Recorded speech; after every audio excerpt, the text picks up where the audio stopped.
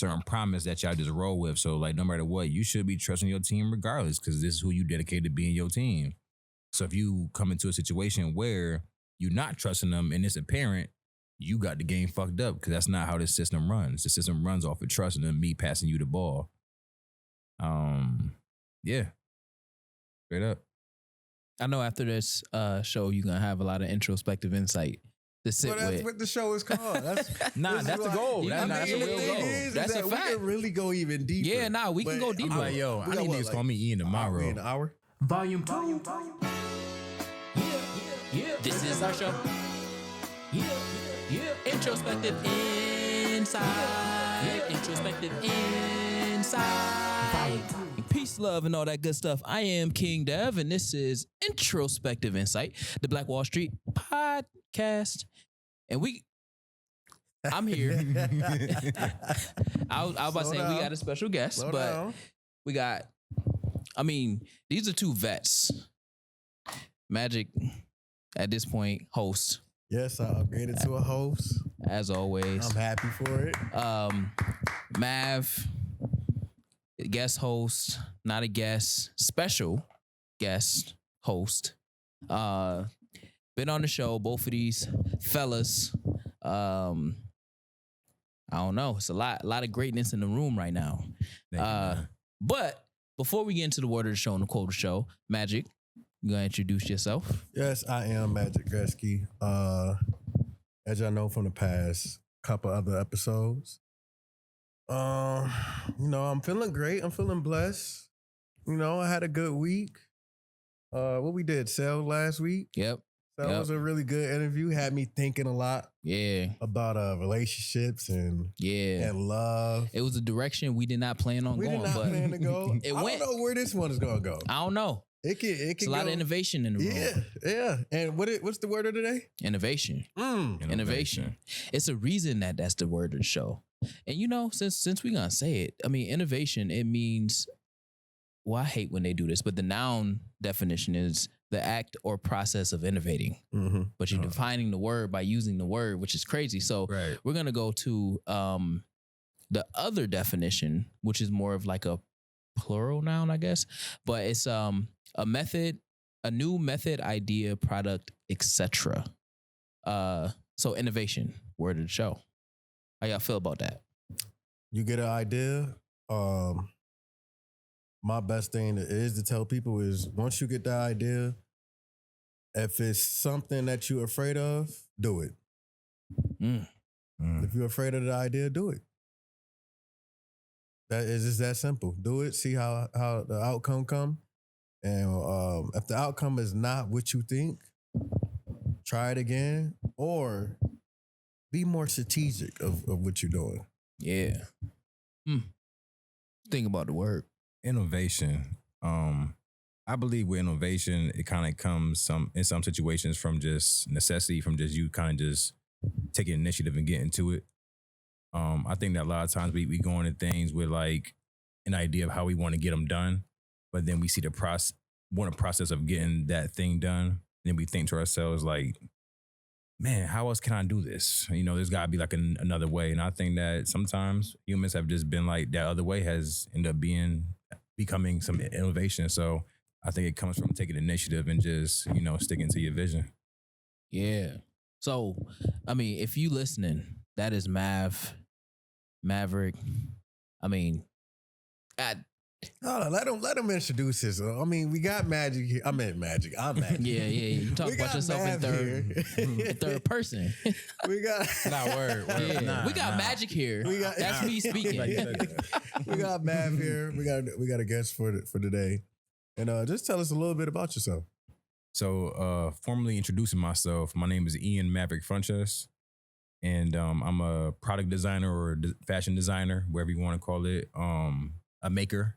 Overall, my goal in life is to create at a high level and to become a household name and figure amongst my community when it comes to entrepreneurship, commerce, group economics, solidarity, and et cetera, things of like that sort. I'm the owner and head designer of Made by Mad Design Company, which is located downtown at at 1 East Main Street, or 8 Exchange, if you Google it. I'm a part of a 4-man team any given day, which is myself, Sel, Marcel, Josh from the Morning Paper, and Keaton, Heaven on Earth. Sorry. I'm a leader, whether I want to accept it or not. I'm a leader, and I do accept it. I'm just saying, like, the responsibility of it. I would say I'm a full-time creative. I get paid 100%. All my bills are paid from all my thoughts and ideas and adding value to other people's things. Dope. Another one of my main goals is an artist's quality of life. I don't really believe in, or I don't want to like subscribe or embrace like the whole broke mentality or like the starving artist thing. I believe that abundance is truly among us. So we could take our like skills, ideas, thoughts, and like kind of get together with our people and really create things and generate a new way of life for each other. We live in a high our society is ran by capitalism. So everybody got bills to pay, and time is very important, and everybody's trying to get the most out of it. So I believe that when we work together and like stream these ideas in real time for others to enjoy and experience in real time, that we can get, generate some income from it. And we do that, on a weekly basis, daily basis, honestly. I wouldn't be here without my friends, network, God, girlfriend, all the people that love me, the people of this community of Rochester.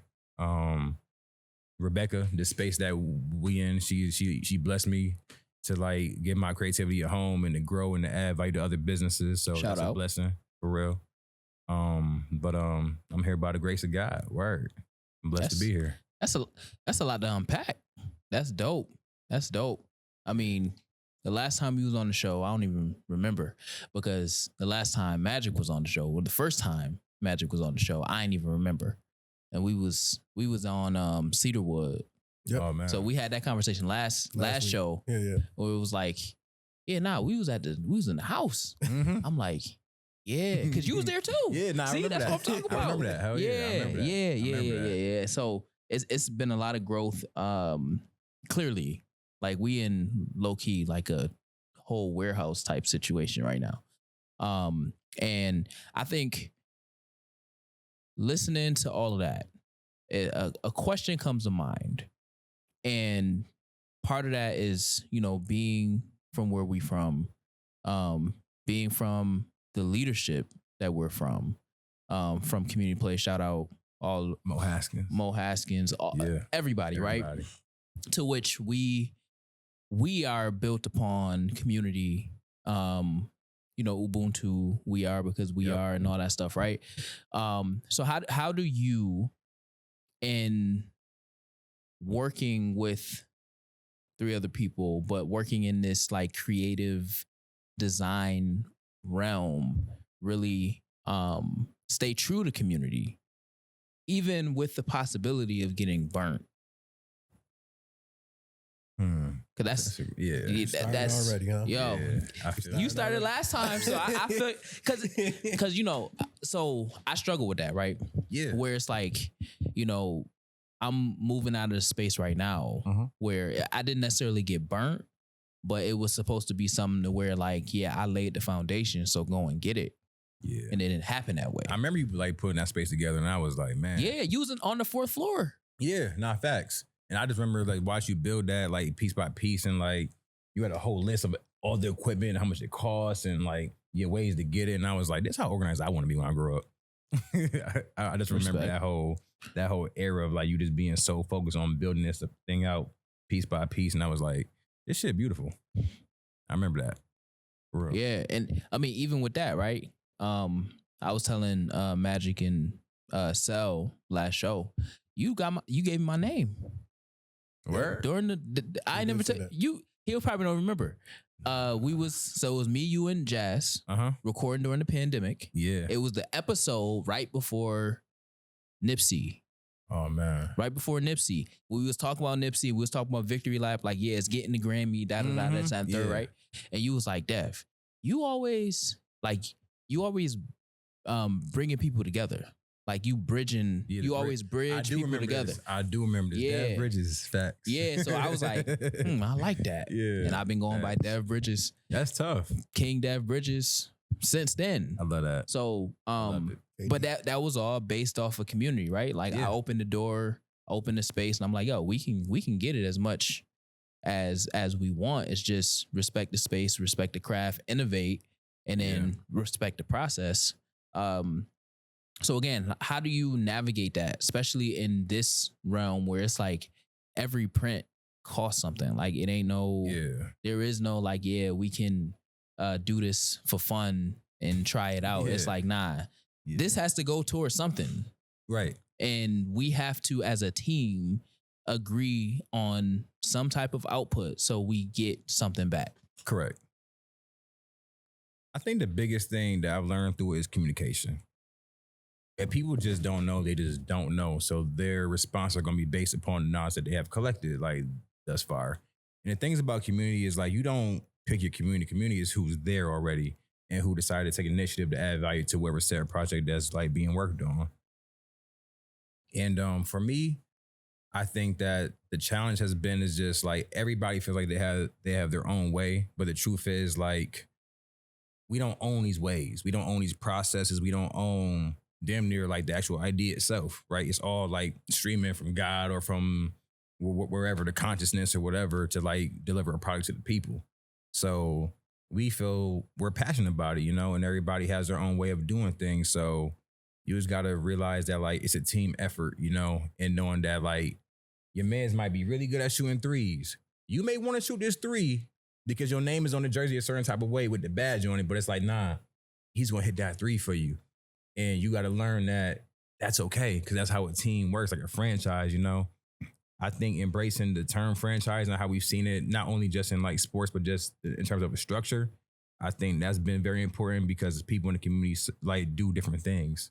So knowing how to like point out the talent and like how to like put it in a system where they can like flourish and like really lead in like their own position is very important. So I think the challenge has been is like getting people to fill those positions.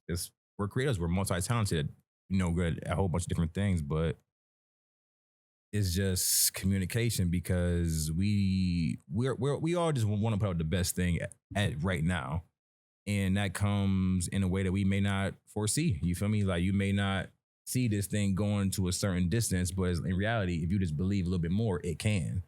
So just trying to like find a frequency, no matter how many different people are in the group, to try to get to the actual end goal. And the end goal is being successful so we can all eat off that one idea or the thing that we've all been building the whole time, pretty much. To say a lot, but to the point, you can't participate in community and be weak.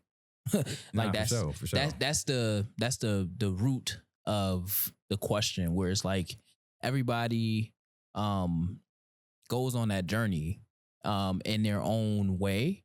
So I think asking a question based in the psychology of community is always important and interesting, because it allows for us to really think or go through our own introspection. Shameless plug, Introspective Insight. But go through our own introspection to really evaluate, like, how do we partake and participate in the community that we're building ourselves? I like that you said that part, like in the community that we build ourselves, because we come from a community, but then once we get into the swing of doing our own thing, we form our own networking and community. Facts. Beside that.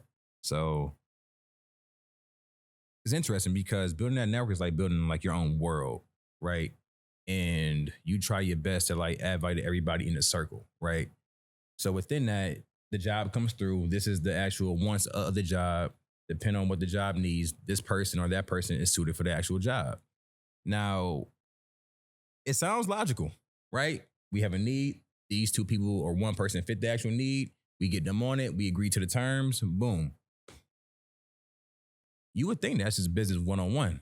But then it's like you realize there's a whole bunch of other factors that go into it, like different people's work ethic and process and flow and, all the above. And then it gets to a point to where it's just like, what do I do with that? You feel me? Like, if you can't give me nothing to work with, I'm just out here flailing, right? Like in the world of business. And you don't have time to flail. You got to make executive decision after decision after decision to get things done, you know. Progress, results, you know, the whole nine. So truth be told, I'm still learning it, you know? You know, I think I love the community and network that I like work with. I think that it is successful because it does work, but there's always a way to like up your like execution in whatever you're doing, right? Work. So you may be getting paid from the deal and maybe working out, but it's like you could have been sharper on the time frame, or like the reaction from the client could have been better because you did it early, or I don't know. It's a whole bunch of different factors, but at the end of the day, people want an end product. And I think that that's important, you know, for everybody, not just the people, but just for the people actually creating it and putting it out. You said something about you need something for you to work with. So the question I came up, one of the questions I had came up with is, when you uninspire or have nothing to work with, how do you proceed? How do you proceed? Well, the truth is you always got something to work with because you're the artist. So you can always pull from somewhere. You may not know at the time, but you can pull from somewhere. I think that's where like some communication can like come through, because I think that, no, I believe that we're a village, right? So when we do get together and that's like real community forming and going on, that we could bounce quotes, ideas, jokes, the whole nine off of each other and basically build what the hell is we trying to build for real. So within that, if you lack a communication somewhere in that process, you kind of like straining yourself in your own creative process because you're not having anything to draw from. And to give context, drawing from is not speaking about being uninspired, is like not being motivated by money or whatever the timeline or time frame is, you know, whatever like the guidelines actually are. We do something that's very special. And no matter how well we make it work within the business model, it's still something that's divine, right? So we're putting out something that we stream from our brain, or maybe we got inspiration from somewhere else, but we put it back to make it make sense for whatever client or person that we're working with at the time to create something new. And I just think that it gets to a point where you got to learn balance and know like when you can be all artsy fartsy about stuff, and then know when you got to just put out the product, you know, plain and simple. And I think that I had to learn that, you know, in a hard way, because I'm a stubborn person, especially with like my process, but it's a business. And I've been blessed to develop an income and like a quality of life off of like streaming my ideas to help other people. So within that, it's a service-based business. So you got to understand that regardless of how you feeling, my guy, you got to make this shit and put it out. So even the artists themselves can like get something back off the time spent, even if it wasn't dollars spent, because time is money, so it's still spent regardless. So I would say that communication is key and vital whenever you're like, you know, in between about inspiration. Is there anything else? I think, yeah, communication, being amongst the people helps. But yeah, mainly that. Another question I drew up was, at a time of vulnerability as a leader, how do you move forward? You give me like slight context or a situation, for example. So you keep speaking about communication. Right. So what if there's a time where you can't communicate the proper way? Or what if a time there's something going on within your life and you can't get that text out, or get that call, or get that email out, or simply you just in a vulnerable state? I mean, yeah, everybody's human, so it's not going to be a time where you're not, even as a leader, either as a role player, whatever. Yeah, there's going to be times where life happens and life be fucking lifing. For sure. So at some time, Lord knows. So when you at that spot, right, as a leader, or you the leader of a project or whatever, and then life happens. Yeah. How do you move forward? Because you have other teammates that's looking for the next move if they don't know what the next move is. I believe you lead with strength and not emotion. I believe that there's a time to share emotion with each other, But as men, it's our duty to like lead and like charge forward and like be solution based.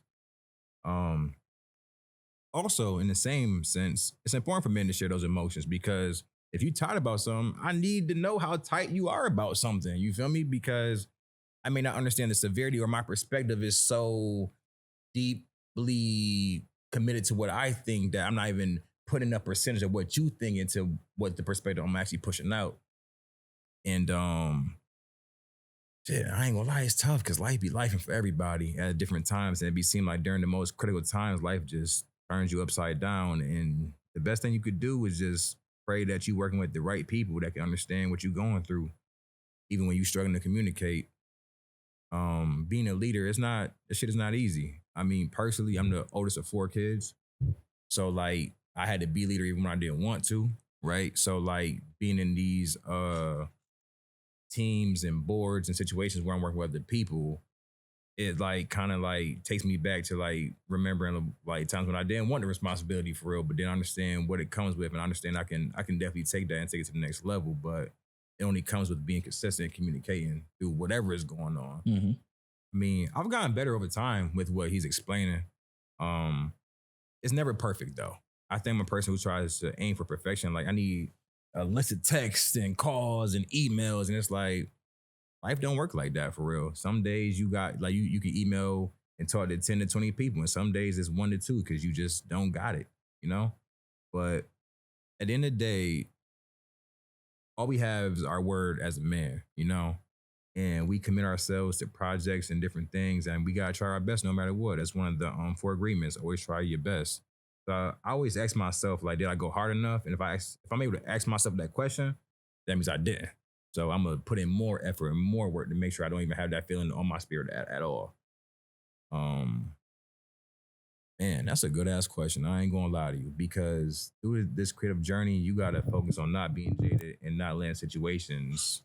Hmm. No matter what happens to you, don't stop being a good person. Is what the lesson is, right? So even though you might lead with love, but understand that love is one thing and business is another, just lead with integrity. You feel me? Like shit, as a man, this is what I want to do. This is what I feel like I should be getting. This is the level of communication that should be had. This is the standard that we're working to in terms of like workflow and product being pushed out.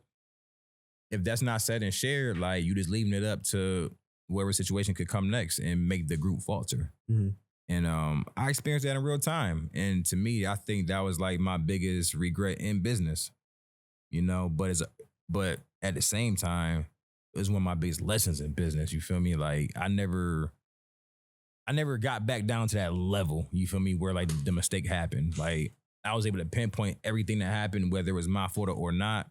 And I was able to like rise above it and make sure that my work ethic going forward was like still sharp or at least closer to it, you know? That's a great question though, bro. And I feel like a lot of creatives should actually hear that question and take time to answer it because we've been going at this for years, man, like years. And it's a lot of relationships that evolve either on the positive side, negative side, or kind of stay stagnant. And the way I used to explain to people was like, I'm trailblazing. So when I'm trailblazing is me, the path, and fire. Whatever's on the left side or right side of that that's getting burnt, it is what it is. And the thing is like when you try to make a name for yourself and really make your imprint, it's very easy to have tunnel vision and be selfish with like certain things because you believe it's to the benefit of like you and like your brand. But the truth is, the person you were before and the person you are during the come up always matters. Mm-hmm. So for me, finding that balance in personal, being Mav, but also being like, Ian Funches was a really good friend to all these different people before I had a business and made clothes for everybody across the world. Like it was different, right? So when it comes back to the word of community, that always like, I feel like centers me in terms of whatever like we talking about because the community is what kind of kickstarted me up to make me believe that like I could really make this and take this far for real. So his question was like super gold to me for real. So, I mean, thinking about the question, right? Because I even think about it when, you know, I was running the studio and it was one time where got through a whole podcast. My client got through a whole podcast. And maybe like 10 minutes before they ended, it was like, I'm cleaning up, getting ready to go. I ended up unplugging the computer. Mm-hmm. And the mixer was it was plugged up to the computer. Right. So the power to the computer was powering the mixer, and it erased the whole episode. So they still had 10 minutes of talking that they had to get through. And for me, I'm like, oh, I got to tell them that they got to record this all over again. Right. which means like there is no ducking that conversation, because they're going to come out the room and be like, all right, so we good. Yeah. And I be not. For a service, to provide a service means that you also have to engage people in times where you don't want to engage them at all.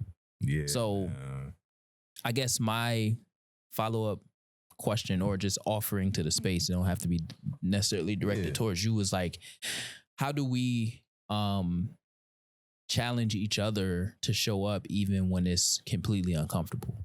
Like me telling them like, yo, y'all just recorded for an hour and a half and I don't got nothing. I gotta go through my own process, and I'm sitting there because I had the window at the time. I don't even know if y'all seen the downstairs space before I like moved upstairs, but I put a window in there and everything. I do remember that, actually, because I had a whole, like, during the pandemic, I did a whole reno. Now you were snapping during the pandemic, because I was on track. Like the top of 2020, I was on track to, at the end of 2020, if the pandemic never happened, I would have grossed $35K just from podcast services. So I'm like, all right, people don't pay for the mic and stuff. They're paying for the experience. Right. When they walk into this space, what are they getting? They're not just getting a wall. They're getting an experience. People don't pay for Nike. People don't pay for Adidas. People don't pay for Under Armour without experiencing something.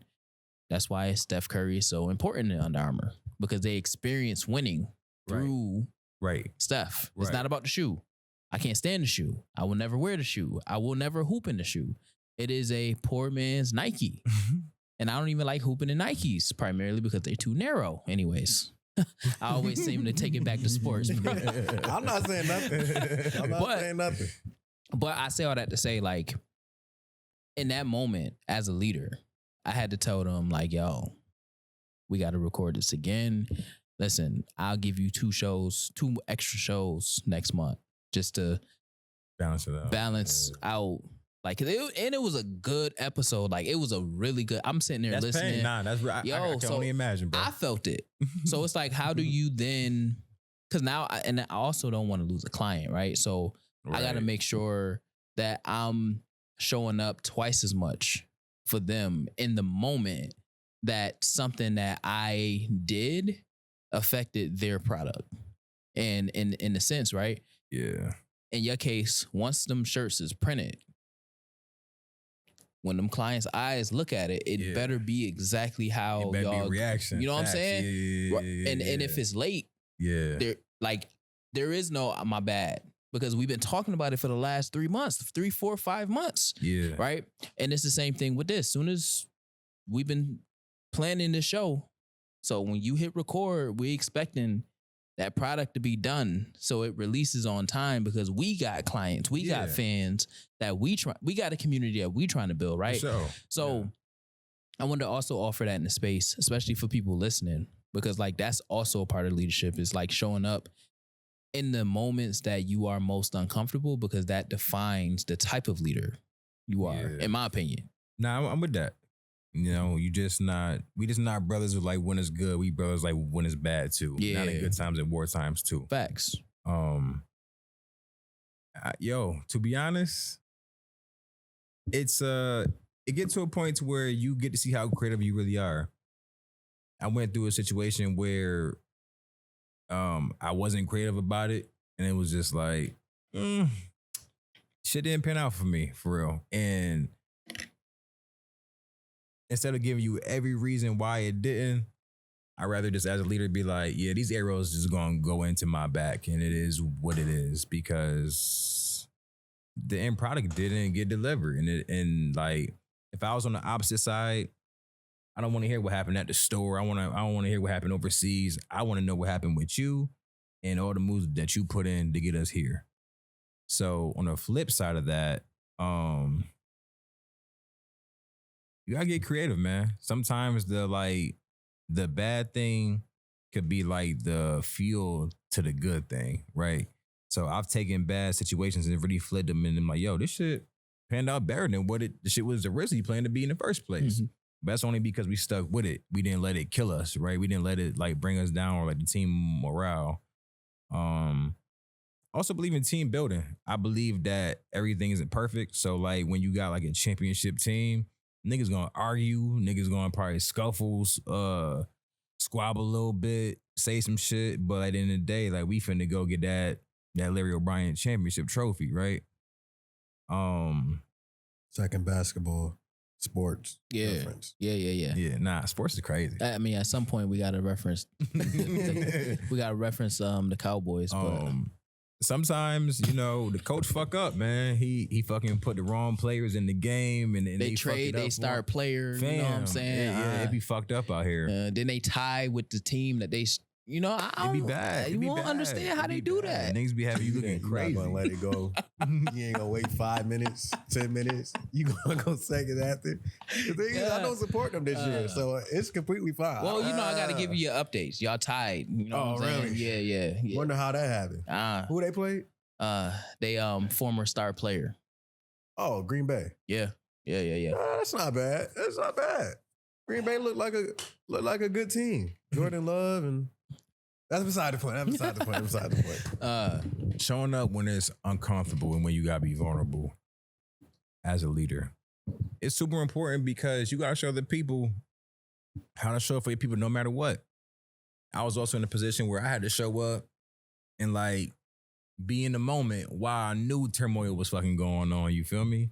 And I think that it's character building, you feel me? It's character development in your story, and it's needed, you feel me? Like certain bad things I feel like, or I deem as bad, shape the fuck out of me, to be honest with you. It's certain things I do in communication now that I just don't falter on because I've been on the other side of it, you feel me? Mm-hmm. So, as an artist, you kind of pull from anything and everything. So with that example, with being a leader, you're not a real leader unless you even failed in front of people. In my real opinion, unless you really built something and really poured into something and like came out was like, the shot did not go in the bucket, bruh. And everybody saw that shit.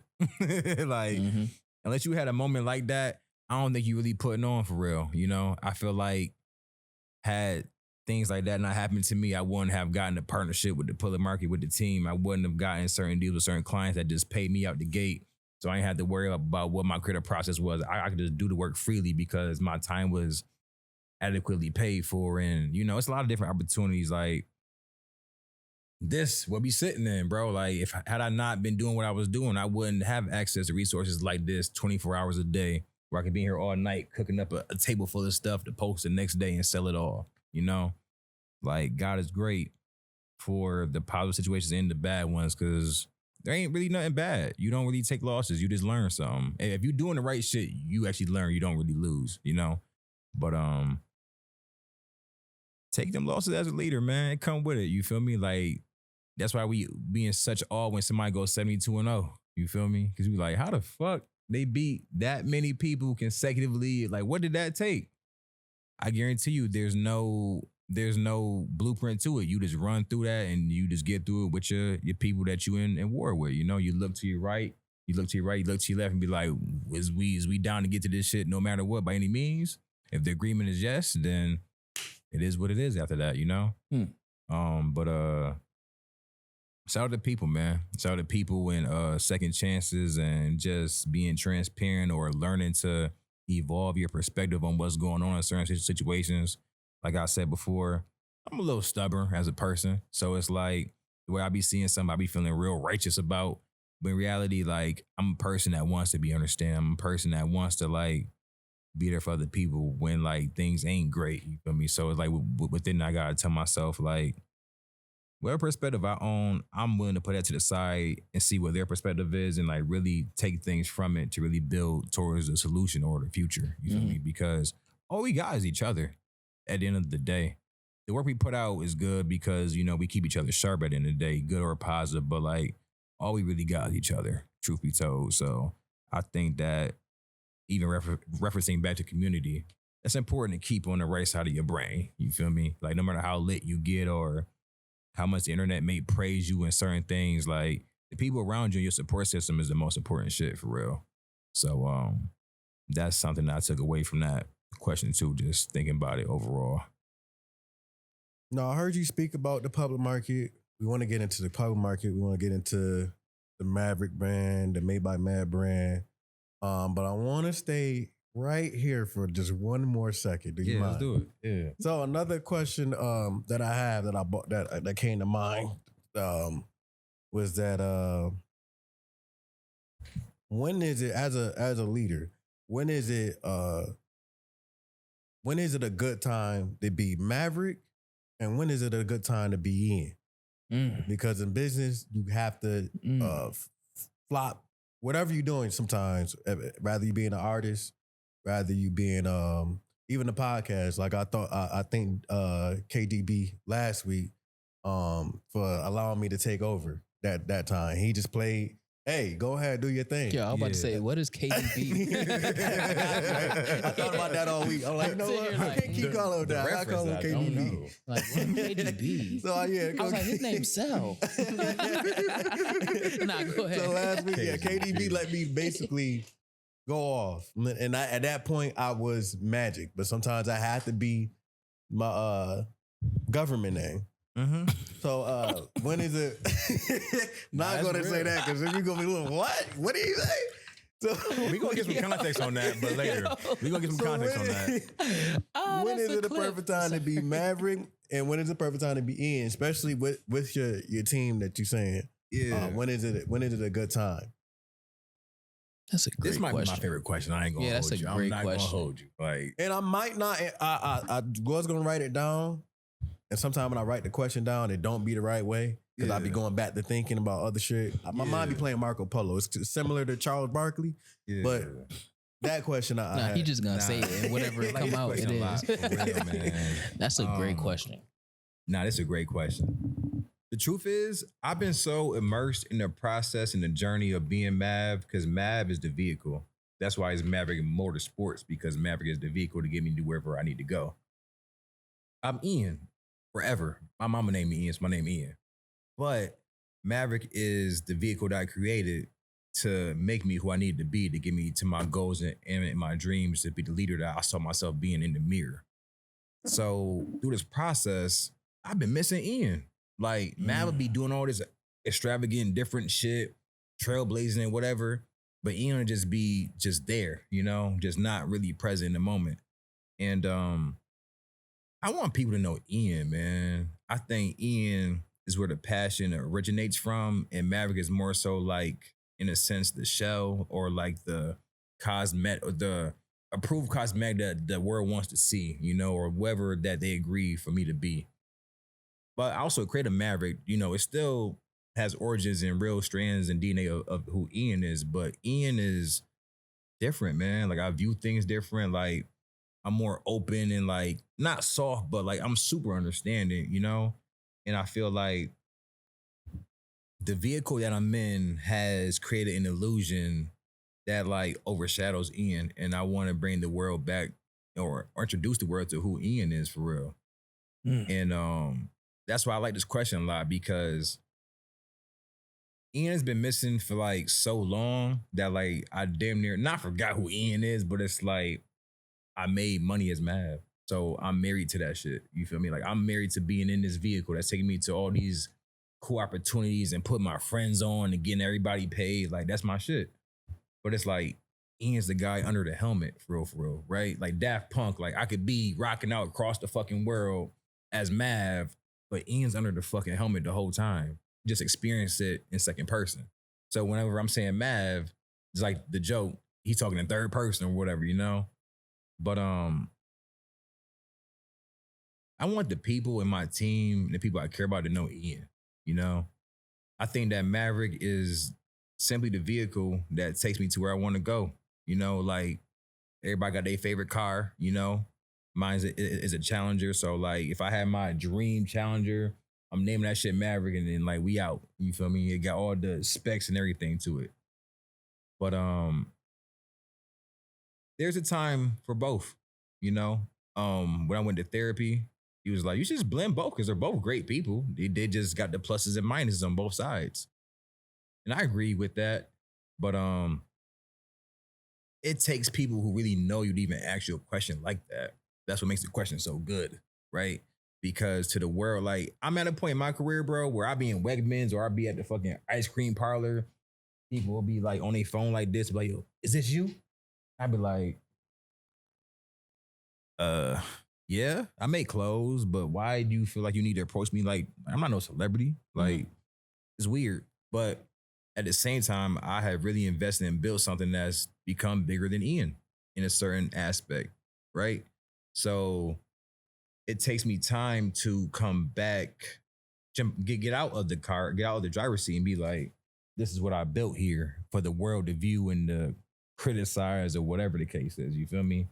So to be asked a question like that just feels like, what new level of vulnerability do you want to show the world is what it feels like, for real.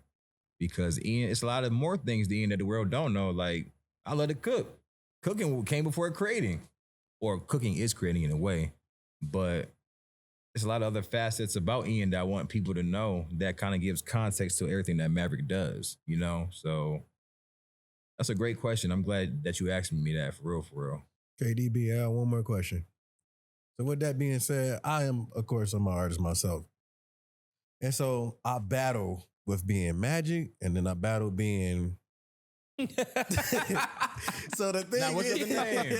What's the other name? The thing is, he said, we don't gotta say Magic. He was like, yeah, because they get it. The people get it. Now, what's the other name, man? They don't need to know. They don't need to worry about that. That's gonna be. But the thing is, with that, the only issue, and this always go back to the inner child. The inner child is simply who you really are. Yeah.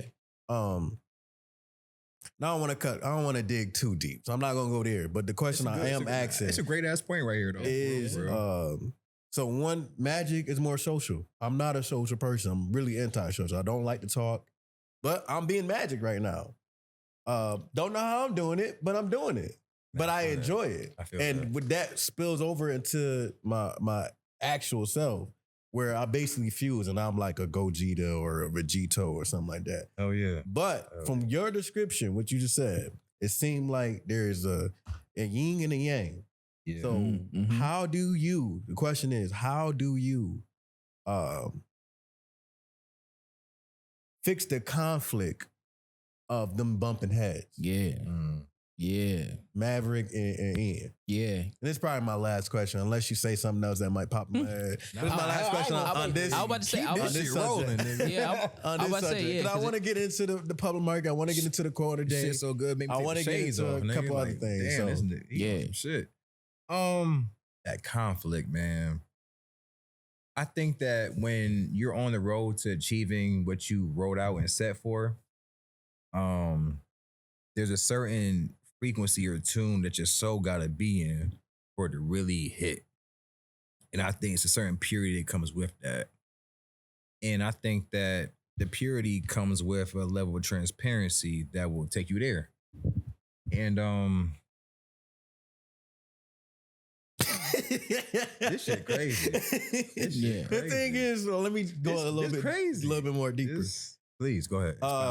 So again, I'm antisocial. I've always been antisocial. This is a blackly black fucking podcast. So me being as dark as I am, I was insecure about how dark I was, which I had the song "Miseducated of Magic." As somebody who knows him, like not to cut him off, this story always fucks me up, bro. Cause I'd be like, he black, but he black like us. Like, I don't get but it. I don't get it. But it's like, I can't take away from his experience because I'm like, nigga, we all black. Yeah, but it's like, that's now. That's 2000, early I'm about to 90s. say, when we was in first grade. African booty scratch. I get it. You look like underneath the bed. But my boy not All African types though. of Like, shit. All types of shit. And then my first man don't make it any better. But man. what I'm making, It's like Cletus or something. Yeah. The point I'm getting to is that I basically had to. So when I don't want to be Magic, I have to be Magic. I have to be that social butterfly. I feel that, boy. And I just push through. And then when I am that social butterfly, I'm the most happiest person. Cause it's like, damn, my dad he can talk your fucking ear off. Yeah. And that's socially, that's who I want to be. That's how I want to be. So Magic actually helps with the inner child of myself or me as this adult. I don't want to say my government, as you can see. Yeah. So that's what I'm saying. They basically fuse together.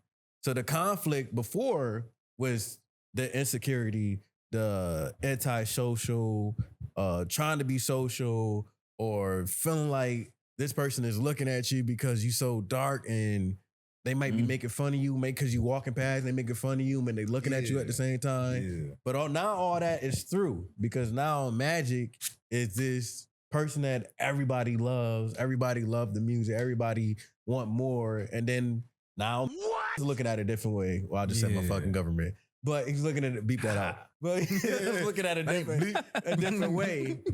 Just because I'm going to do a poll. What do you think his name is? Yeah, beep that out and ask what's the poll is. Yeah.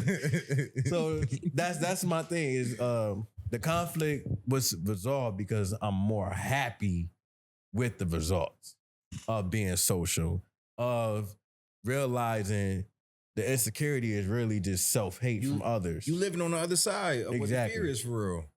Nah, bro. Which is fear. So basically, my government is fear and Magic is attacking all the fear. Yeah, nah. So I would jump out of plane. I resonate with that shit. Being Magic. I done a lot more shit being Magic, facing my fears, than being the government.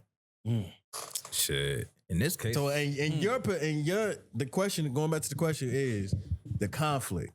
How do you what's the solution? How do you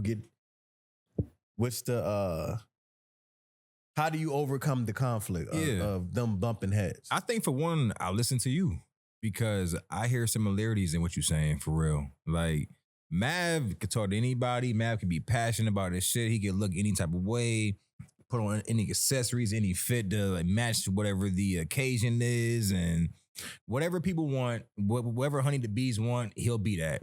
Ian don't want to do none of that shit. Ian want to be creative and in his corner and in his space and with his girl and whoever, just tucked away, just happy, Like I'm selfish with love for like, if I'm selfish about something, it's love. Like I want to hold that shit like this because that's how I regard it in a certain way. I believe it is special. But how to resolve that conflict? You do pluses and minuses, Like I understand the purpose of Maverick overall, and but also understand that Ian is the guy under the helmet. So I'm trying my best to like merge the two, like the same way you describe about Magic can run through anything, talk to anybody, be the social butterfly. And the thing is, like, I want that version for like you too, and I should want the same thing for like me. And but in the most truest and most organic form possible. I think it's an act, and through the acts, it becomes repetition. So like I do more things that serve Ian overall, and not just Maverick, or like I make clear opportunities for people to meet and know Ian. I believe is what I'm going to lead with, because I've thought so deeply about this concept. That's why I said the question is so good, is because I'm going to like do a new chapter in life just called Ian Co. And of course, Ian is an abbreviation that breaks down into something else, but it's Ian. So you finally get that, like I've been doing Made by Math for like 5-6 years now, bro. Mm-hmm.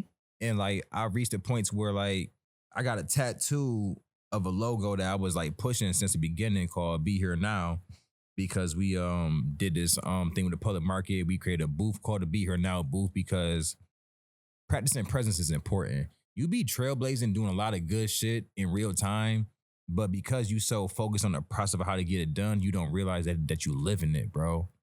And it's like, even when I dumb down the concept that the city trusted 4 black guys to revitalize the city's public market that's been around forever, shit is crazy. Like, that shit is crazy. Like, they was like, okay, we see that you guys have opportunity. You guys can advocate for yourselves for this opportunity. We're going to give you guys these dates and said resources to do what you do.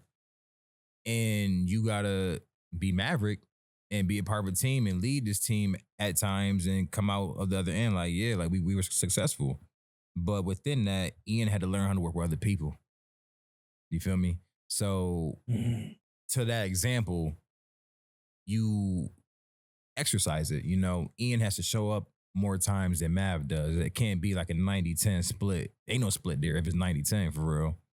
So I realize the attributes that Mav brings, but realize that Ian is still the soul that is pushing it, you know? So, yeah, just doing more actions as Ian and showing up as Ian more, I think will actually get me there. Real talk. And presenting to the world as that too. You can still call me mad when you see me in like Wegmans and shit though. You feel me? That still feels good. Dev knows me as Ian. We met as Dev and Ian for real. So that will forever for life be different. Other people, I also feel like to a certain degree is that Ian is a respect that you got to earn. You feel me? I feel like a cool thing about Maverick is like he's learned about boundaries and to keep people at a certain distance.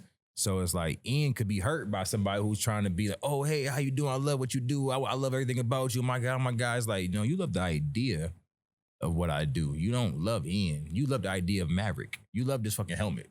You feel me? Like you love Daft Punk. You feel me? Like you don't love the dude making the music as Daft Punk, as the alias. You feel me? So I take it in regard like that, but understand there's times when I could take the helmet off and just be Ian and just be there and be present and be here, you know? That's a great ass question, bro. I ain't see that coming. The only thing with what you said, the only thing I would say is that I think I don't do it for magic. I do it for myself. So I do it so you could call me my last name, my government name, because it's the name that my father and my mother gave me. And that's what I'm going to honor more than the first Magic Gretzky. So that's the only thing I'll say. Nah, I like that. Because I'm grinding for my last name, really. Yeah. I'm grinding for my legacy. I'm doing Magic doing those things, Magic overcoming those fears for my last name, for my last name. Because we ain't gonna go into that, but really your last name. Doing good. But, you're doing good. Not saying it. Yeah, you're going for your last name, but that's the only thing I got. No, I think that's a good point to add because another point or a question I would ask myself is like, how does one creative incorporate one's family into what they got going on, whether their family are a part of their support system or not? My last name is mad important, bro. Like outside of anything I've ever done, my last name lives like very strong from things that my sisters have done, especially my mom. My grandfather is a blues legend. So a part of like Ian Cole rolling out and kind of like being that transparent to the world is like, I get to tell my real family story of how like my grandfather was a sharecropper from like the Delta of Mississippi, came up through Chicago, through the blues, you feel me? And like ended up overseas and like doing things, wildest imagination to the point to where like I get to go home and tell my parents, like I get paid 110% just to create and get my ideas off and add value to other people's businesses. Excuse me. So it's like, to your point, the last name is super important because my grandfather was gone like probably like 6 months before I even got to Earth. Real talk. So like I am building on something and like, you ask me that question, feels like I get to like readjust and make sure I put what's really important back in the front of my brain. Not on the right side or the left side, but in the front of my brain because I'm not hustling for Maverick. I'm hustling for Ian Funches and everybody whose last name is Funches and so on and so forth. You feel me? Like the bloodline. So that's a great question for real. Y'all got me thinking. He got shit. I wasn't expecting that. You ain't say nothing this whole time. Because I'm just going through. More jokes, please. Because you like. Normally, I'm cracking the jokes. I'm doing this for Magic, and then That's some real shit though, man. Nah. And, I don't even get the opportunity to even explain it to people because I'd be like, Maverick Motorsports. They'd be like, what, you in the cars? Yeah, I'm in the cars, but it's a metaphor for real. Like, Maverick is the vehicle. And like, you ever seen NASCAR, how they got all the sponsors and shit on there? Yeah. That's me. Like, any collaboration that I do, that person or client, like their sponsorship is on like my car because all their money's in support, help me keep driving through to get to where I wanted to get. Facts. So like him posing that question is like, nah, this is a great opportunity. Like, nah, like my name really is Ian, but because my name is Mav and I'm known as this thing, still the truth, but that's the first truth. You feel me? And it's just funny for somebody to like ask a question in context of that for real. Yeah, I was thinking because I was trying to figure out where do I fall in all of that. Yeah. So like what is King so like Bridges. That's funny. So like and the crazy part is people be like, well, like, why are you calling yourself a king? I was like, because my middle name is it means king. It legit means male ruler. And growing up, my dad's side called me Malik. My mom's side called me Devin. So all of Don't say your last name, please. My first 6, I mean, everybody know who I am. My first 6 years of like formal life, which is just school, they call me Malik. And then the next 6, they call me Devin. See, that's what I was going to say. I was going to add on is my first name is so unique that I got so many nicknames. So before there wasn't even a Magic, there was nicknames where Bam Bam. I mean, Bam Bam is from the Flintstones, but why are you calling me Bam Bam? Because I'm reminding you of the I remember that story. Yeah, the Flintstones. You told that story the first time you was on the show. Yeah. So now it's coming back. Yeah. But I got so many nicknames that is kind of like Magic. And Magic came from roasting. That's what it came. And I just flipped it and made it something else. So which was the insecurity. So you roasted me about my skin color, and then I flipped it and made it something else powerful. Word. So that's what you were saying exactly where I was going to say. I got so many nicknames in different parts of my life that at the end of the day, it's really, I'm grinding for. These are all. Yeah, it's becoming the same person. But Magic is just that dream that I set for myself. Because the other nicknames, I didn't name myself those nicknames. Right. People gave me those nicknames. This one I named myself because this is where I want to see that person at. Word. And like for me, I'm trying to think because I won't say I'm antisocial, but I'm very much so like I want to be home. And it's not like if y'all hit me like, yo, we going out, or like I've told Mav like, yo, if you in the city, you don't even got to pay for nothing. Same with you. If you in the city, come to the crib. You told me to come to DC. Yeah, like take up on that. Yeah, so it's like, bro, I'm next to the Mecca. Everything is there. You know what I'm saying? So it's like if I can, that's my part of the community. Like if I can extend a helping hand, then I'm gonna do that, right? But going back to my point, is like I enjoy being at home. Like I don't really care to be outside. I don't want to be outside. My outside is like going hiking and stuff. You know what I'm saying? Yeah. Primarily because I can control all of that. Like once you go outside, like I was in when I was in Orlando, went to a couple bars, they fighting. You know what I'm saying? So it's downtown? Like downtown. And it's like for me, I'm protecting Devin, like the child in me, because I've worked too hard to get here for something that I don't control to end it all. You know what I'm saying? So it's like, and we know too many people from the town that just went out like wrong place, wrong time. Wrong place, wrong time. Spirit. And the story be like, yo, he was going home and somebody was like, yo, let's go one more place. Like they just opened a spot and then they gone. You know what I'm saying? So it's like for me, I've always been on the side of like, I'm not gonna fight what my gut is telling me to do because that might put me in a situation where I can't do it. So I'm sitting here thinking because I don't necessarily go by like any particular names. Like Mav is like a business. Like that is a person, that is a persona, but that's still a part of Ian. Right. I can't make the same. Magic is, you know what I'm saying? So like for me, it's like I'm not necessarily having to be Dev Bridges in order to become something, because I've always wanting to just create the community. That's why when you was like, yo, he let me lead last week, I'm like, cool. I set everything up. I gotta go back and, you know what I'm saying? So for me, it's more so like I take pride in finding my solace in my space. And then if you invite me to go, I'm like, all right, cool.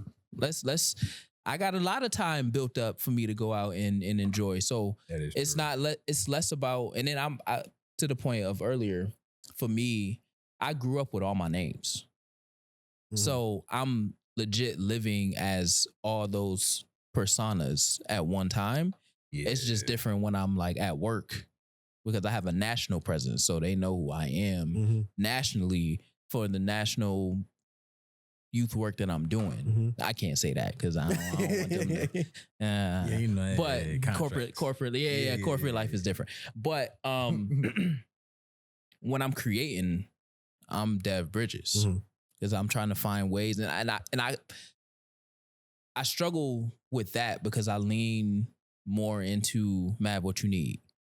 I bet I got you. Magic, what you need? Okay, I got you. And I never ask Dev what you need. All right, let's do it. So I'm always giving. And then I don't necessarily always deliver for myself, because I'm always delivering for somebody else. But like we was talking when we was walking outside, I be getting those random calls like, yo, send the invoice for $3,000. Send the invoice for $5,000. Because I'm always giving. And it's like, bro, I'm at this point, this is a donation to community. That's the abundance that like we be talking about right there. Abundance is truly among us. Me and Sel say it all the time, because abundance is more than financials. It'd be just like recently I was blessed to get the joy of putting somebody else on in a real sense. Now, when you try to put somebody else on in your mind, you trying to put them on to do the home run, right? Like most times, like 10 times out of 10, like if I put you on to an opportunity, I need you to kill this shit. Imagine really putting somebody on and they overperform for the opportunity to the point to where like the opportunity ends and the people who run the opportunity is like, yo, we need more of that shit in any way, shape, or form. That shit is beautiful. So like being in position to put somebody like really on to like a bag and like something consistent is just like mind blowing. And it's just like, damn, that shit wasn't even that hard for me, for real. But I'm blessed to be able to like pass something sustainable off to somebody else that can help feed them and like the people that they care about. And like that shit is fucking beautiful, bro. Like I can't even put a fucking title on that shit, because it was like, it wasn't about me, but it was like, because I shifted the attention from me to like my man's over here, it just blew up to be something way bigger than what the original ask was. So I'm just like, sometimes you don't see the things. You just gotta just move with love and just do what you feel like is right. And they'll pan out. Like you might just get that phone call. I get random phone calls all the time about like, yo, you should make this shit for fucking West Side Gun. Yo, you should fucking take this flight and go meet this dude at the concert because he gonna put you on to making his merch and all this extra shit. And it'd be like, if it do, it do. If it don't, it don't. But I'm living in my purpose, and like wholeheartedly, to a certain extent, that's enough, because Ian wanted that more than anything. Like I didn't want to work a job that I fucking hated. My number one goal was to like get paid off my ideas. Number one. And then the quality of life came after that, but it rose up to number one now. But that's it. You know, that's that presence. Like being here now is being like, nah, I'm living it. I'm living around people that could teach me how to be better now. I don't gotta wait till I'm a certain age or at a certain interval in time. Like, nah, like this could happen right now. Word. And I believe that's another thing about community is like real community can hold you accountable and set you on the path to like even more greatness. You feel me? That's why I feel like no matter what happens in your situations, you should still lead with love and don't let a situation change how you be moving. Always be smart and be aware and trust your fucking gut. But don't let a situation that didn't go positive for you take away from how you just naturally just help people. I think you should still stay with that heart, but just, you know, keep some Kevlar over that shit. You feel me? But yeah, you know. So let me ask you this. As we transition to Made by Mav and like the public market and all that stuff.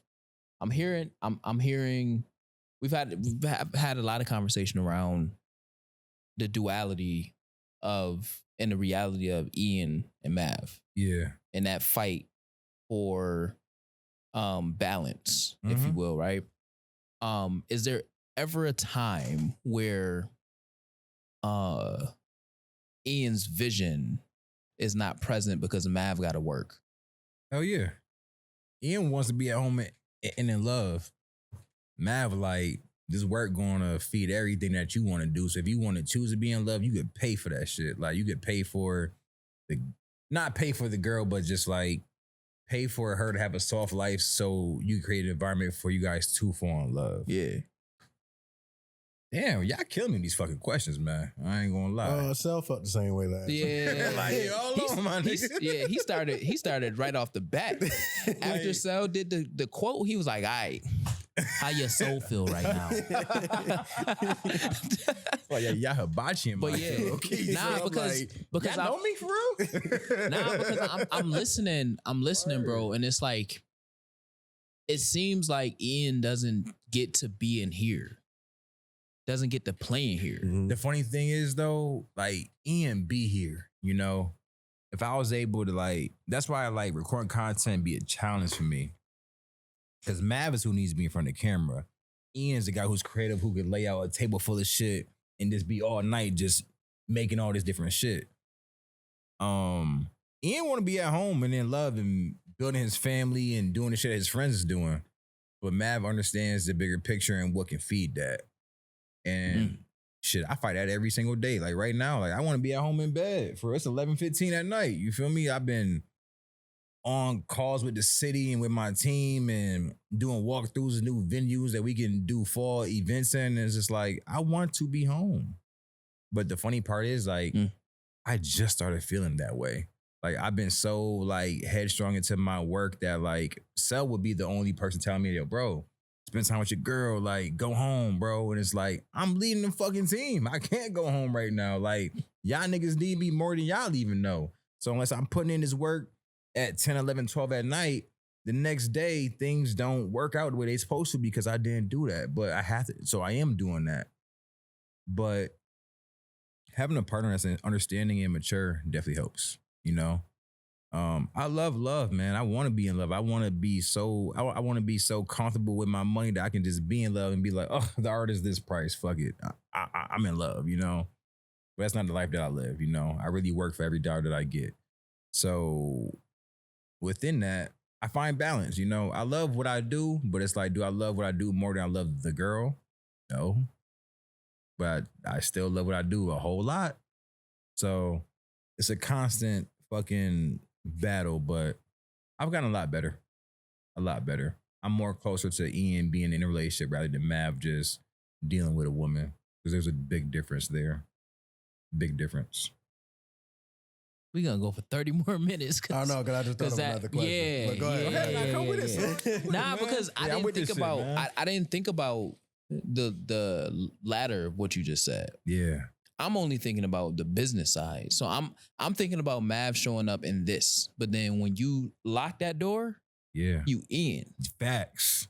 I didn't think about Mav showing up at home, which I know that it will happen, especially if a certain name come across, you know, the caller ID or the screen or whatever like that. Hell yeah. Oh, what was your question? Because that would just... Damn, this is why I write. That just blew my mind, but I lost the question because I was talking too much. Yeah, because you got to have a switch. So, yeah. Yeah, sometimes you may look in that mirror and you're not Malik or KGB. Wrong person. You're not Magic. KDB. Or you are Magic when you're looking at it. I'm trying to, but I'm going back to what you just originally not trying said. to say your name. Yeah. So it be that time. But the question I came up with is that in your perspective, when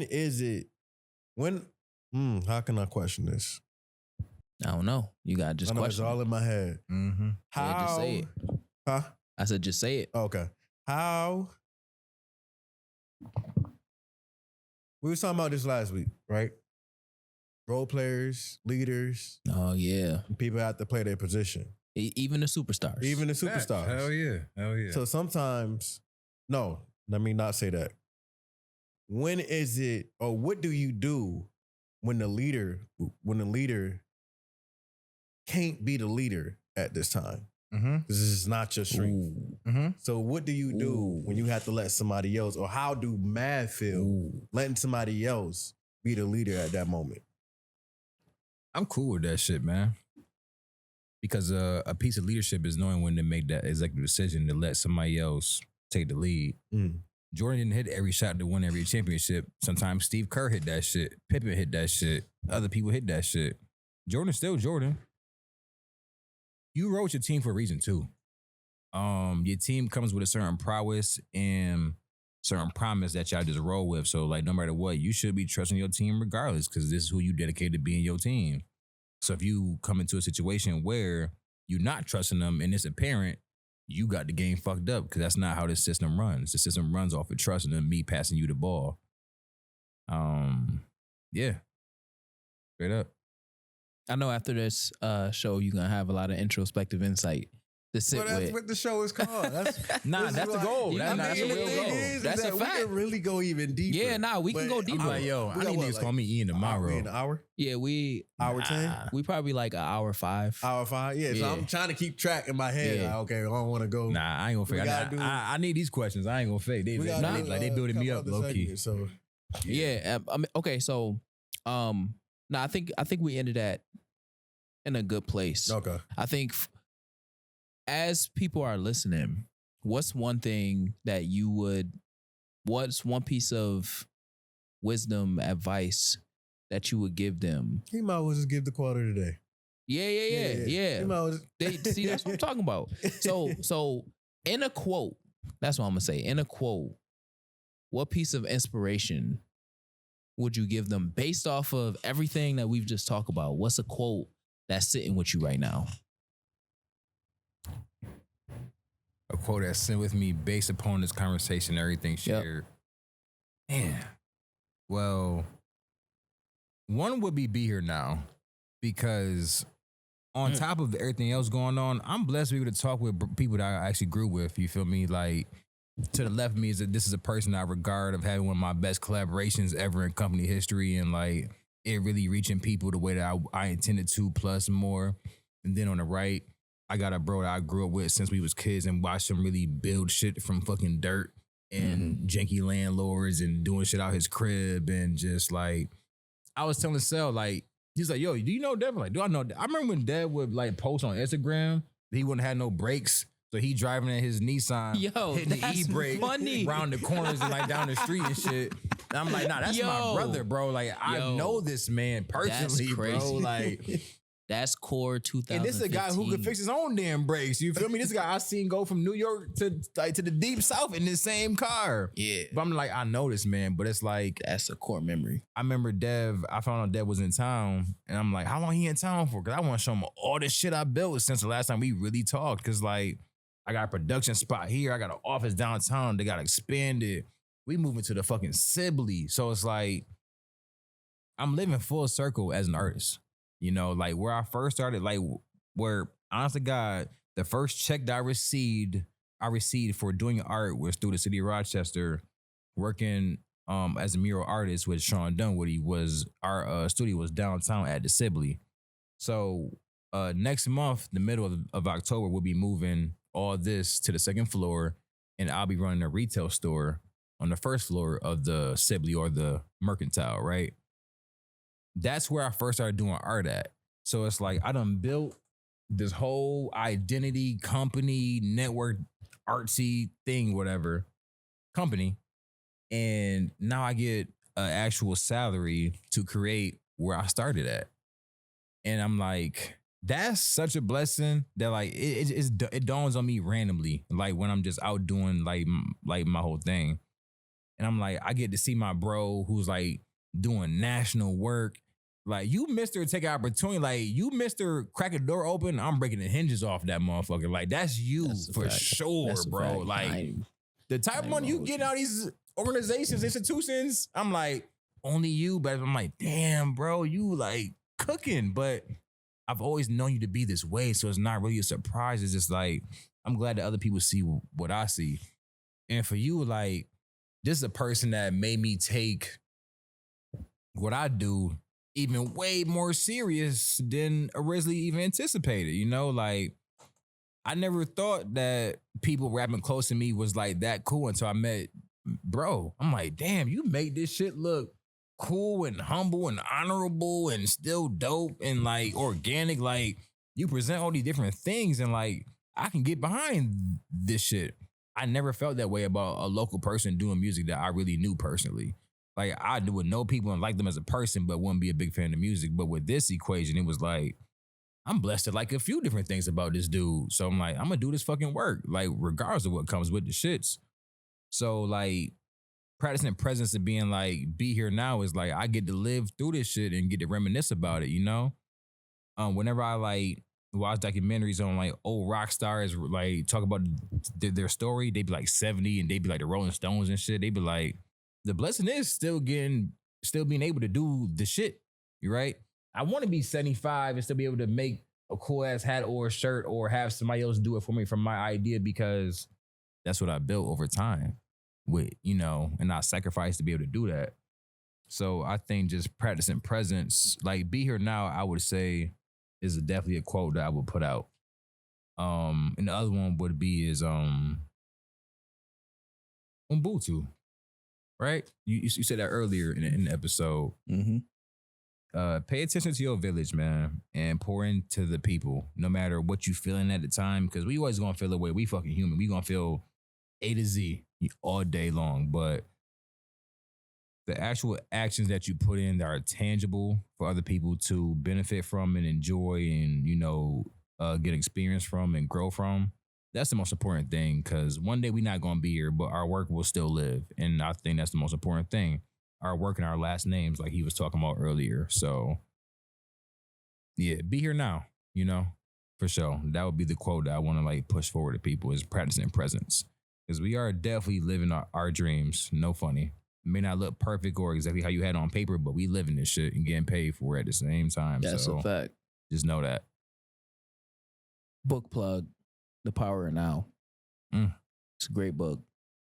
And I think for me, that quote resonates with me primarily because I'm always, even in conversations with friends, with potential lovers, people you're dating, whatever the case, it's like, be here. Like be here in the now. Yeah. You talking about getting married or all these different things. It's like, yeah, you missing what's in front of you right now. Be where your feet are. Yeah, be where your feet are. I like that. Don't live in the past because then you tend to harp on what didn't go well, right? Because we never remember what went well. Or don't be too far in the future to where you can't see what's in front of you right now. You look in the mirror and you don't see that you are actually able-bodied, you're well, beautiful, handsome, whatever it is that you would define yourself with, but be here now, I think, similar to I think that's mad close to what Sel said last week. Really? I can't remember what it was. It was something about a wall. It was something about a wall. I don't remember, but it was wasn't like, abundance is among us. I don't know what he said. It was something about a wall. Something else. Okay. Up. Tune in to the episode. And yeah, so you figure out what he's talking about. But yeah, I really appreciate the be here now and appreciate the words because that was a time 24. I remember that. Boy. And I was actually in Atlanta when I did that, so you would see it on there. Bruh, it was it was some sweet. That shit was not exclusive to the rock. My son was a rock boy in the A doing that same shit. And you have to be connected to me. So like, and that's the other thing. And then I'll let you respond. That's another thing about me, right? So like, I was just looking for something specific, and I was going through my Instagram, and when I was in the Feder building around the corner, I used to post every day. Swear to God. Like every day. I'm in a completely white room with a table and a computer posting. So it was like everybody, if you was connected to me, you knew what I was doing because I was promoting my business. And I was like, dang, what happened? Like, why don't I do that no more? But I think it's because I don't have a creative space like I did. And I would tell the bros or the bro, like if I was here, that studio would have been making 50,000, close to 100. I believe that. Because it's like, I'm looking, I'm like, dang, I was posting. This was before they was like post on your stories so then you can get traction. I'm posting 20 stories about the same thing in the studio. So much so that's how I did the first Made by Mav shoot. Yeah, you talking about that last week. So it was like, I think it was just like, yo, I just got off work. All right, me too. All right, bet, meet me at the studio. And we was in the studio. I had just broke the wall down. Yeah. So we put the stuff up and I'm like, all right, let's get it. It was that. And then we shot the video in the summer. That's a core memory. I don't know why that's a core memory for you, but that's crazy because it did happen. But I appreciate the words. And, for me, I think it was just always, you ain't lying when you said, if you give me a crack in the door, I'm breaking the hinges off. And that's what I did with this national work. It was like, there was no way that I wasn't taking that. Cause I was thinking like, all right, scalability. Now I can meet people around this.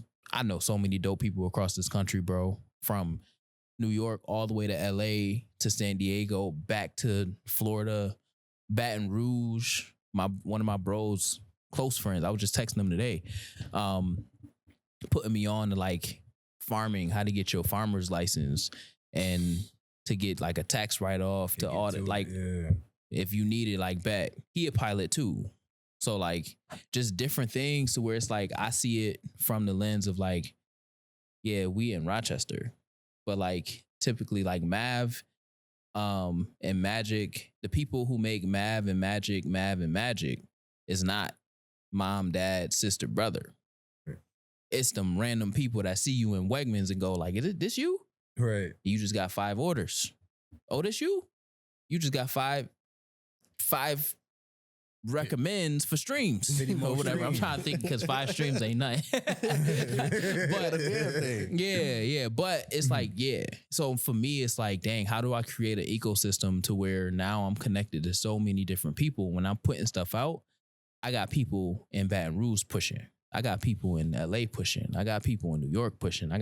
So now it's like the KDB community. Yeah. So now it's a bigger, and I'm building bridges across. So now I can connect y'all to people in LA. Your cousin. You know what I'm saying? Yeah. Like so many different, whatever. So Magic.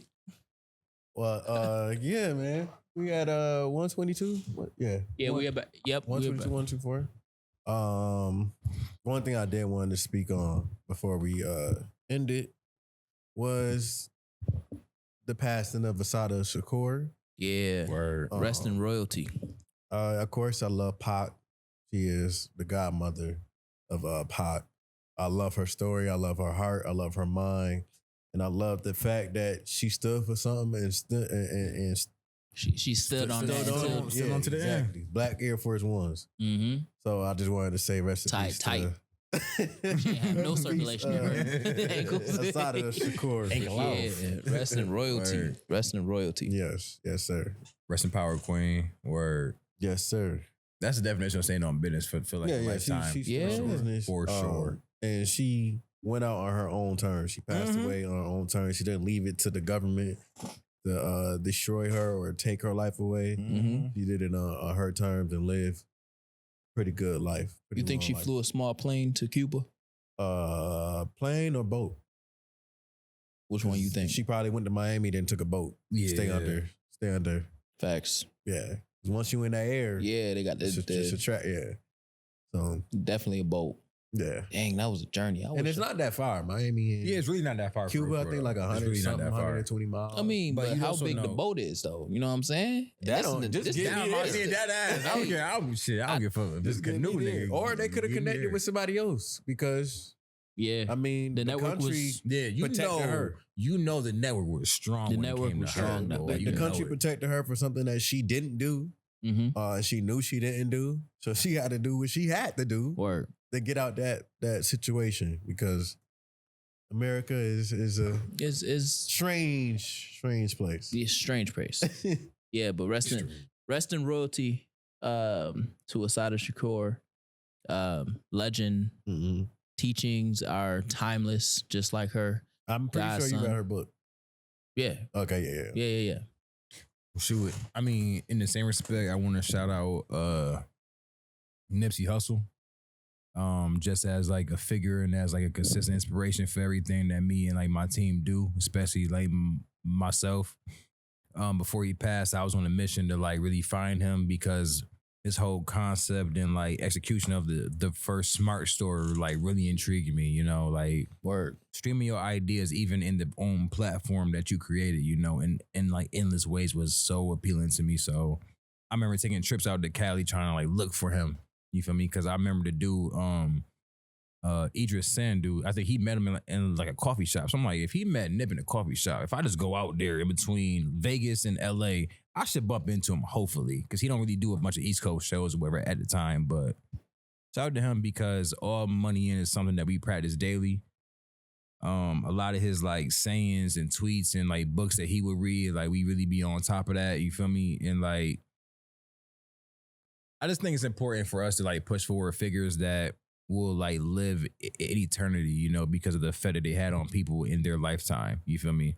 I believe that Nipsey is one of the greats that we got to keep on pushing forward and forward and forward, because like my kids will know about who that is and what he meant to not only me, but me and my team, and how we treat each other and how we come together on business and group economics, because he was preaching, but like practicing all that shit for like real time.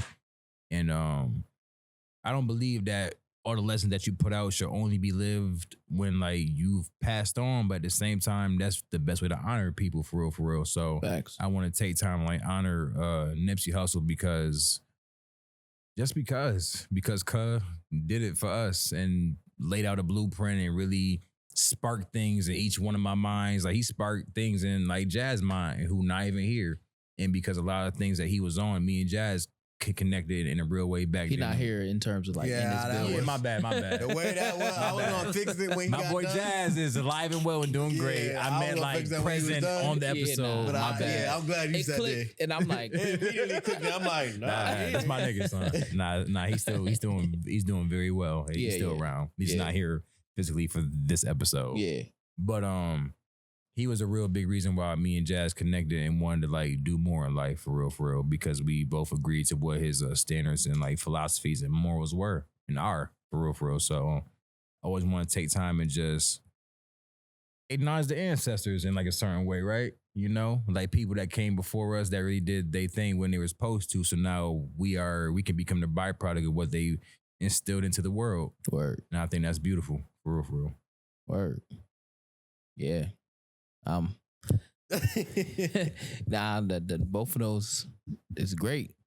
So what the internet? All right. So we got a segment. Yeah. What the internet taught me. What the internet taught me. Yeah, and Magic always come with something new that the internet taught him. Oh, some funny shit. Yeah. Oh man. Or it all depends. It's information. It's just random. Like because this is the Introspective podcast, I'd be like, do they want some more deep shit or do they want some? No, no. See, but so let me debunk that real quick. Go ahead. So introspective insight, it has nothing to do with having to be deep. It just happened that we go deeper. Yeah. But introspection is just your perspective. We doing that here?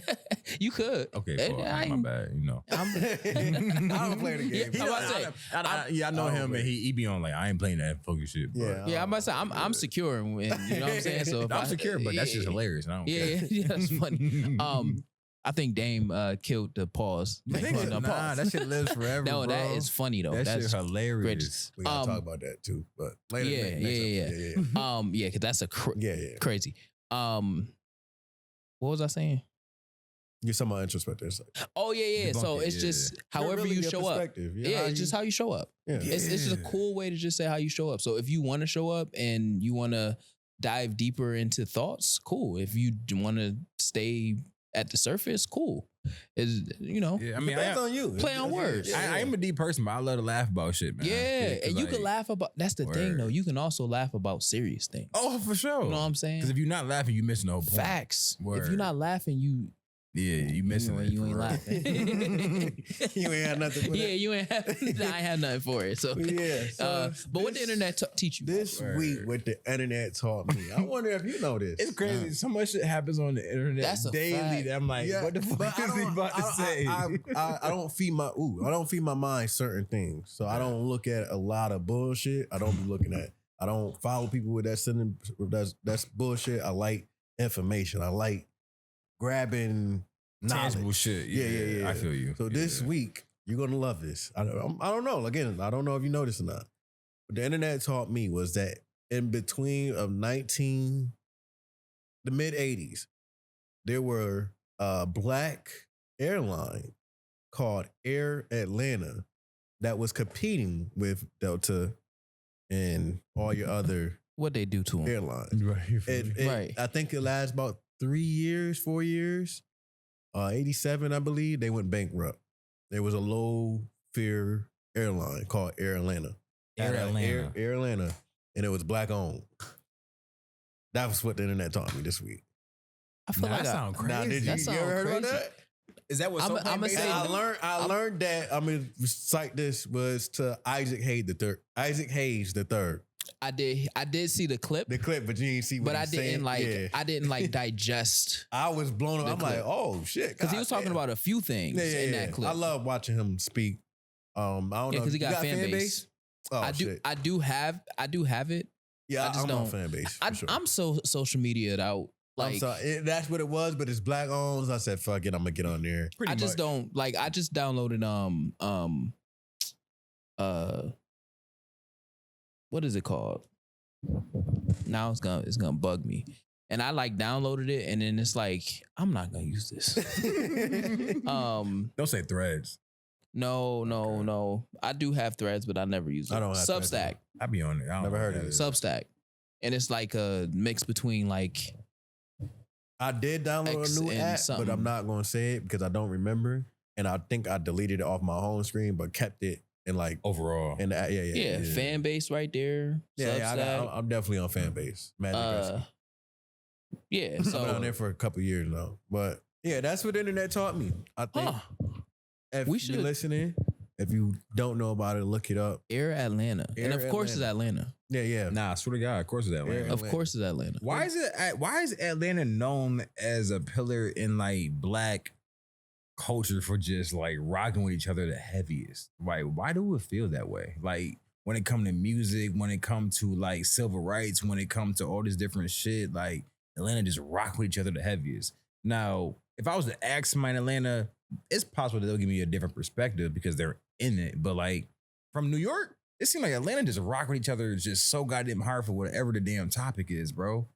Like I mean, I think it's, airline, bro. Like it's mad believable because it's mad prominent black owned shit there, but it's just like well, I think you in know, the South, You know what I'm trying to say? I think in the South, period, the reason why black people are so tight knit is because the only thing they had was community at one point. okay. In Atlanta, Yeah, in particular, that's I mean, literally it. go listen to Not Like Us. That's a whole. Yeah, I mean that railroads and all that You stuff had going Martin Luther through. King. Then you had You Martin feel Luther me? King come You out of feel that. come out of that. Yeah, stuff. Like, because I be him thinking alone. about that. Yeah, Like the that's- churches that's a lot. funded Martin Luther King, right? So it's like The church was always different, also different back then. Back then. It definitely was because it was a target in terms of black organization for real. For the churches were like the strong point for real for like the black community. But it's just like churches really hold so much weight and bring so much value in terms of financials and in like structure and people. Like you need a population to preach to in order to move things along in your community. And whenever I hear about Atlanta, it's like these niggas be together to get anything done, whether it's buses, marching, sneaker culture. Like Atlanta be fucking stomping on shit. And I just be like, historically, they really, except for right now, in terms of rap, they in shambles. But outside of that, Atlanta be stepping, son. And I just be like, I love how that's like consistent somewhat through history, at least from my point of view. Well, I think the other part, I was talking about this with my cousin, and it's like watching. It was we was talking about Dame and you know, all the banter that he has with Jay and Cam and all of them. And I was like, people don't realize like them dudes is us, just famous. Like they all grew up in the same hoods or hood adjacent, and they all been beefing or whatever. So like, and I was like, I always use this example. Ja Rule and 50, they beefing because Ja Rule played a part in 50's assassination attempt. Did he really? Yes. I didn't know that. Him and Irv. It wasn't them, but they were connected. Like, so when 50 got hit 9 times, they had something to do with that shit. He's associated with the people. He didn't have like a he didn't hand do on. it, He's but, associated and you with know, the person. Yeah, it's up. I get it. Yeah. So it's like, and then he took on that role. Who was it? Whose ordeal was it to get him hit? Yeah, because one thing you ain't gonna make me believe that Ja Rule and Irv was one like, of them things. Hit him. It's one of those. I'll put it like this: watch Irv Gotti. If you know, you know. That's what it is. Watch but Irv. Ja Rule is like he's associated, and then he took on the role like, these my guys, and he did embrace like the shit. And it happens all around when the rap beef started, and they started going at it and all. But the point is, they all came from the same hood. So like part of what you are reckoning with and questioning is like, we also seen this in verses. Like when Jeezy and Gucci did their verses, they doing that verses, but they're also like making amends or attempting to make amends. People didn't think that they was gonna be on the same stage, but that come from them coming from the same hood. Yeah, you know what I'm saying. So it's like all them Jeezy, all the 2 Chainz, they all grew up together. They all came up together, and then they same was in ecosystem for real. And they was in the other part though too. And when we're talking about music, is they also come from the A&R culture where the machine, the industry is pitting them against each other, or they're talking for them. So like I just seen a clip where Nelly was who was it? Oh, JD. I forget what song, but Nelly was on it. He snapped on it. Grills? Was it Grills? No, it wasn't Grills. Was it Grills? It was that time. Wait, you talking about the price that JD paid Nelly for the verse? And it was like he didn't. He knew Nelly, but Nelly didn't set that price. The label. The label set the price. Happen all the time. You know, but, like right? Ludacris was, I think that was Lil Wayne or somebody. Yeah, $250,000. So like, but now you set your price. Bro. It is what it is, nigga. It's Lil Wayne verse, and nigga. most times it's free. Yeah, and now not all the time, but most time it's free. So now it's more connected to like what price you say, because the label is typically not as involved because there's no A&Rs and all that stuff. Gotta get it cut off my feature price though, because you still their investment, the advance. If I paid you so hypothetically, if I charge JD $250 for the verse, you telling me that the label getting some of that $250? Yes, because if you got because if you got and like this, my man's like this, and we recording just like this. If you pay me $250, I gotta pay these niggas to the left. And this is why you gotta read your contract. Yeah, what Rebecca? That's her name, Rebecca. Yeah, so if Rebecca advanced you $1 million worth of inventory, right? You gotta pay that, and back. You then go on social and be like, yo, I got all this inventory. Yeah. And you think that Rebecca gonna let you make $1 million worth of inventory and she don't get no cut? You right. Damn. Yeah. So you do that and Nike go, all right, so bet, the label get cut off for anything you do that like until you pay that money back. Like that's in the positive. Until you pay your money back. Cause like y'all just not just only separate to my like sales and y'all gonna dip into that. But like the shit that I'm doing of my own time is like should be me. Depends on your contract. How much you charge for a verse, nigga? Word. Depend on that. I'm like, yo, this all depend on your contract. Who you paying? Nah, I'm joking. On your contract. That's why Champagne because still there's different. Every contract is not just a contract. There's distribution. There's publishing. There's it's all type. It depends on your contract. That's why Champagne got to fly that plane everywhere. Depends on your contract. But speaking of music, I fly the plane too, dog. Shit. Speaking of music, my song of the week. Yeah, what's your song of the week? Again, I'm in that old school vibe. Yeah. Okay. And this week, Album mode. man, like I said, I was telling you before the show, I had 2 different songs, but I'm gonna go with The Temptations. I Wish It Will Rain. Ooh.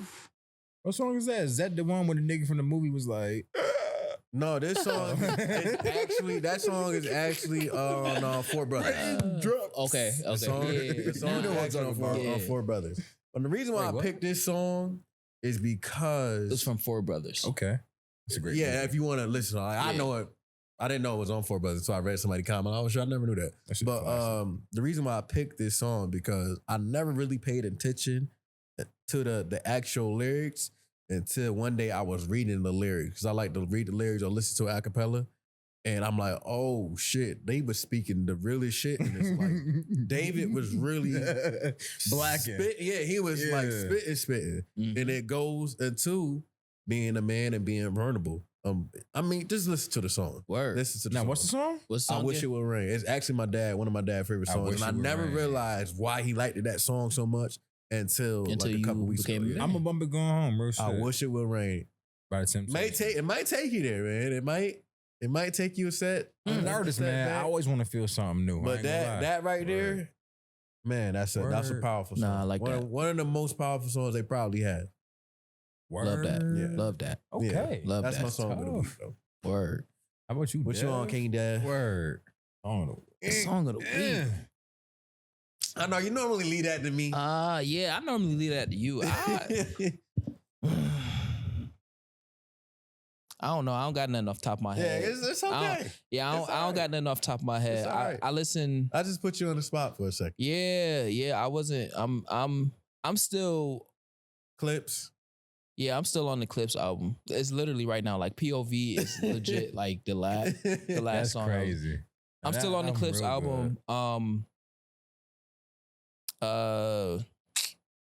Yeah, I'm still on the Clips album. It's okay. It's okay.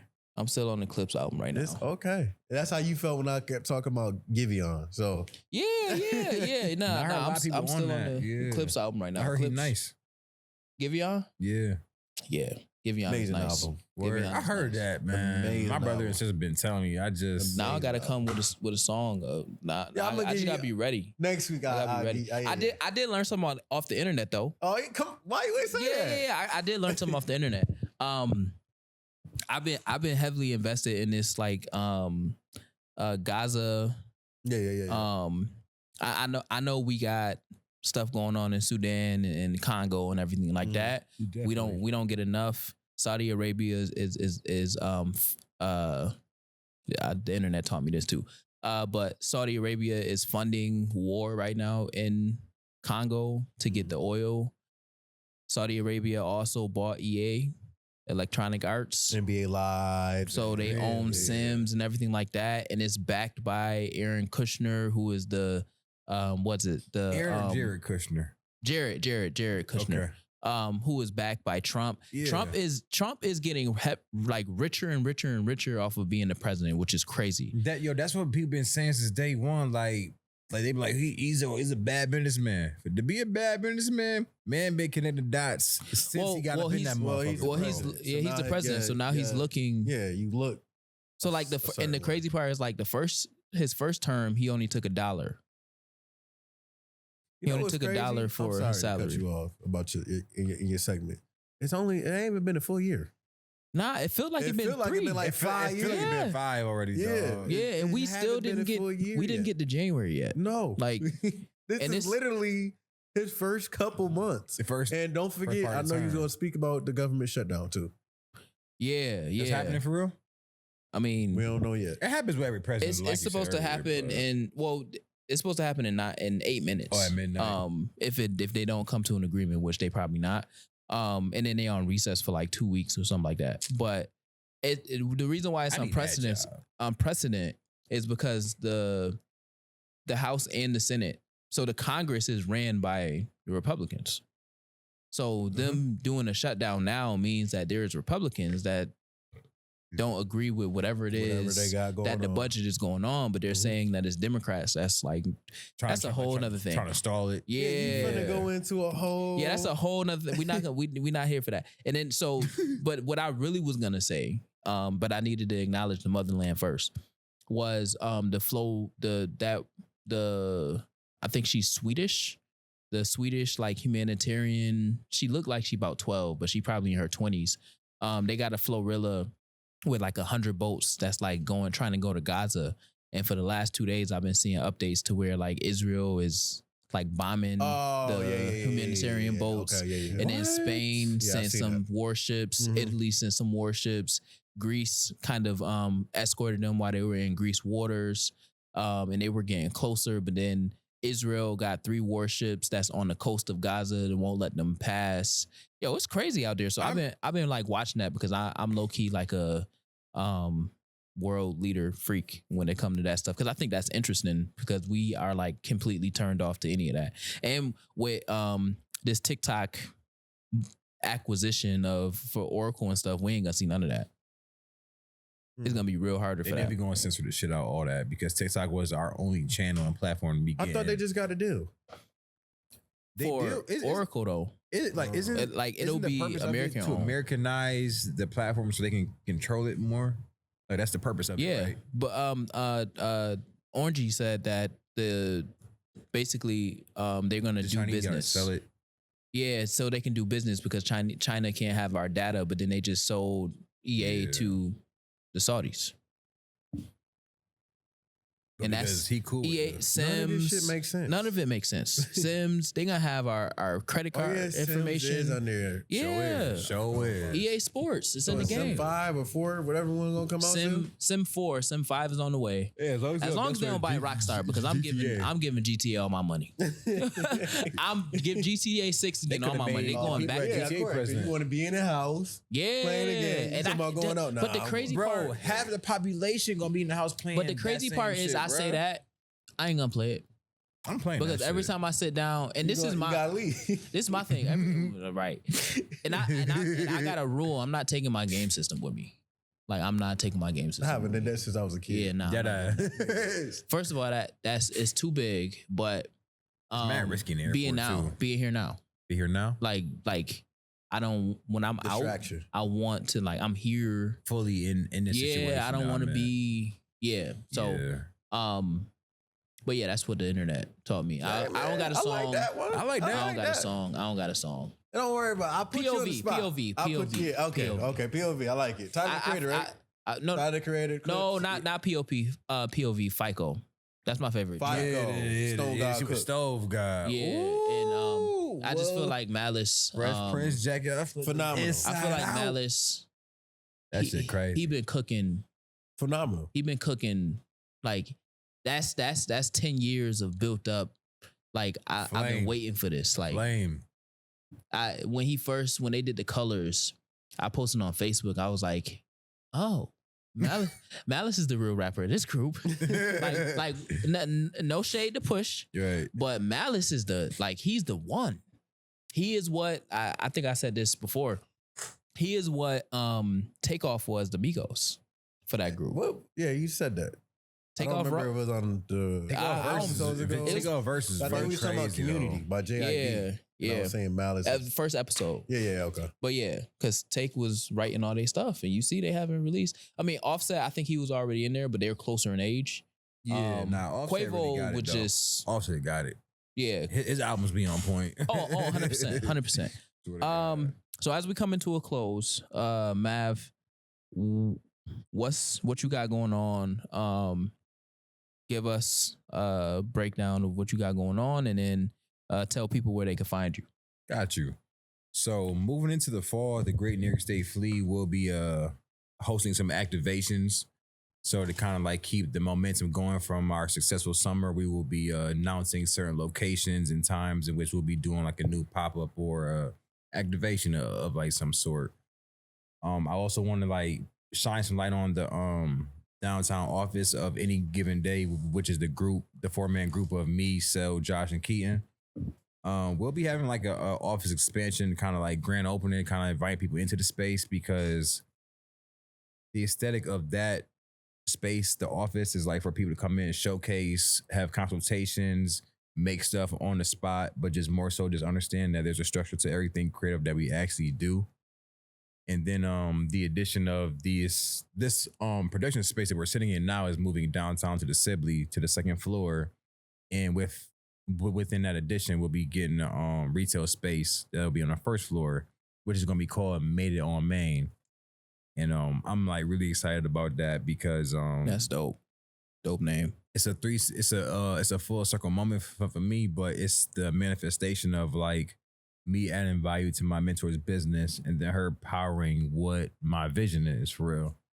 So it's important, you know. It's one of those things where you gotta like live in the moment about, because one of my visions was always to have a storefront and to put my friends' brands and stuff in there and like have both sides for like the streetwear and for the corporate clients and everything. So this is the true tangible proof of like you can believe in something so hard and add value to other people's things that they'll grow into an opportunity that feeds not only you but your friends. Like my friends actually work for this company now and like they get paid like an employee. You feel me?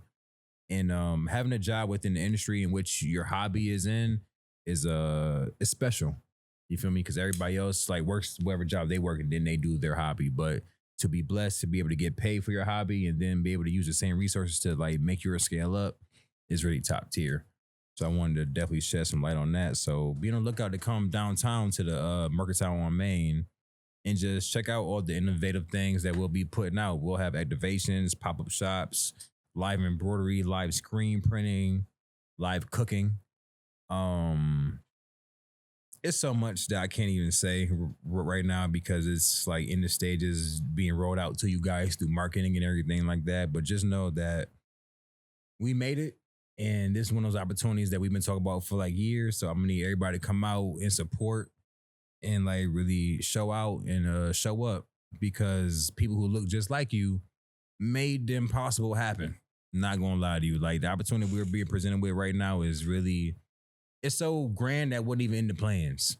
I was investing my time and money into things not even knowing it was even going to get here. So the fact that this is where we are is just a testament to the blessing by itself. So I want to make sure that I announce that in a real cohesive way to get people downtown, because we bringing that feeling back when people used to go downtown to get all their fly shit and get all their quality, or like, let's say you from Harlem, come and see Dapper Dan downtown for real. Like we on that 2026, like 2030, like creating level. You feel me? Like everything is very next level. Like these Timbs I got on, I fully laser, bro. Like that's fire. Shit, jeans, shirt, hat. Like we completing a full look downtown. You feel me? I'm really stepping more into like my stylist bag. So I need everybody to pull up to Made It on Main next month. You feel me? And yeah, that's everything I got. Shout out to the Great New York State Fleet. Shout out to my business partner. Shout out to all my homies. Shout out to my network. Shout out to Rebecca for putting on and hosting us and having and making a home for my creativity. And shout out to the community that supports us. That's very important. And to my mom and to my girlfriend. Word. And what's your ad name? My ad. So you can follow me at Mav Knows on Instagram or at Made by Mav _. You can shop at madebymav.shop. Word. Magic? Hey man. I'm just glad to be here. Getting a Magic Gretzky. You closing out? Mm-hmm. So I got a question for him to close it out. Oh shit. Yeah. Let him cook. Let him close it out, and I'm gonna do the close out, and we good.